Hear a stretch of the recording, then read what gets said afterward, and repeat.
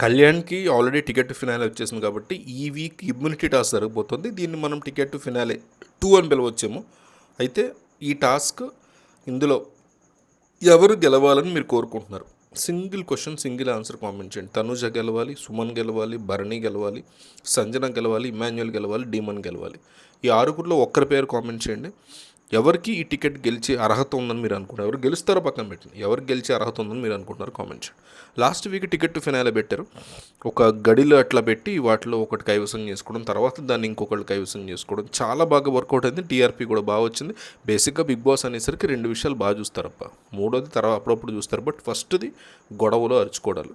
రెండోది బాగా ఇంట్రెస్టింగ్గా గేమ్స్, ఎవరి మధ్య పోటీ ఉంటుంది, అందరి మధ్య పోటీ ఉండాలి, తర్వాత ఫైనల్గా ఇద్దరు రావాలి, వాళ్ళ మధ్య పోటీ, ఎక్సలెంట్ టఫ్ గేమ్స్ పెట్టాలి, వాటిలోంచి గెలవాలి. ఇది చూస్తారు మెయిన్. మూడోది ఏమన్నా లవ్ స్టోరీ లాంటివి ఉన్నప్పుడు అప్పుడప్పుడు చూస్తారు తప్ప టూ మచ్ వెళ్ళరు, దాంట్లో జనాలు బోర్ కొట్టేస్తాయి వచ్చేప్పటి తర్వాత.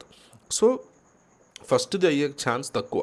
ఫస్ట్లో బాగా అవుతాయి గొడవలు, ఎందుకంటే కంప్లీట్గా తెలియనటువంటి పీపుల్ హౌస్లోకి వస్తారు కదా, వాళ్ళు బయట బతికి వచ్చిన బతుకు ఇక్కడ బతుకు డిఫరెంట్ ఉంటుంది. ఎస్పెషల్లీ ఫుడ్ విషయంలో అండ్ డిఫరెన్షియేషన్స్ విషయంలో కొంతమంది సెలబ్రిటీస్ అయితే చాలా దారుణంగా ఉంటారు బయట. అలాంటి వాళ్ళు లోపలికి వచ్చి అడ్జస్ట్ అవ్వడం అనేది కష్టమై గొడవలు రైజ్ అవుతాయి. మీకు గుర్తుంటే ఫస్ట్ సంజన వచ్చినప్పుడు నేను కనీసం ఇంట్లో అంట్లు కూడా తోమనన్నారు. అది తన ఇష్టం.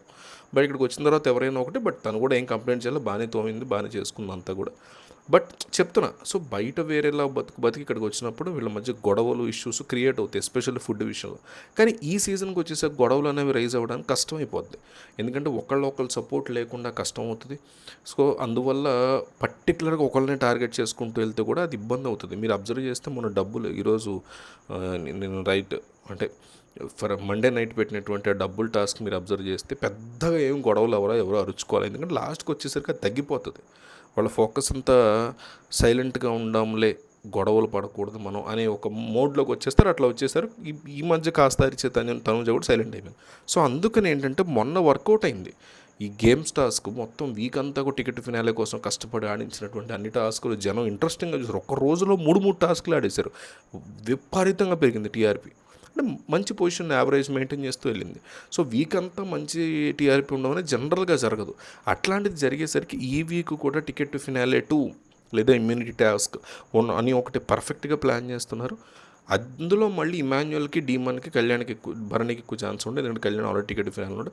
సో వీళ్ళ ముగ్గురులో కూడా ఇమాన్యుయల్కి 46 పాయింట్లు వచ్చి అతను ఈ టాస్క్ని విన్ అవ్వబోతున్నాడు అని మనకు ఒక స్ట్రాంగ్ ఇన్ఫర్మేషన్ అయితే వస్తుంది. రేపు ఈ పాటికి దాని మీద ఒక క్లియర్ పిక్చర్, క్లియర్ స్టాండ్ వచ్చే అవకాశం కనిపిస్తుంది.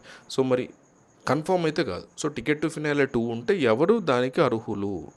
ఇమాన్యుయల్ అర్హుడు, భరణి అర్హుడు, డీమన్ అర్హుడు, తనూజ అర్హురాలు, సంజన అర్హురాలు, సుమన్ శెట్టి అర్హుడు. వీళ్ళలో ఒక్కటి కామెంట్ చేయండి.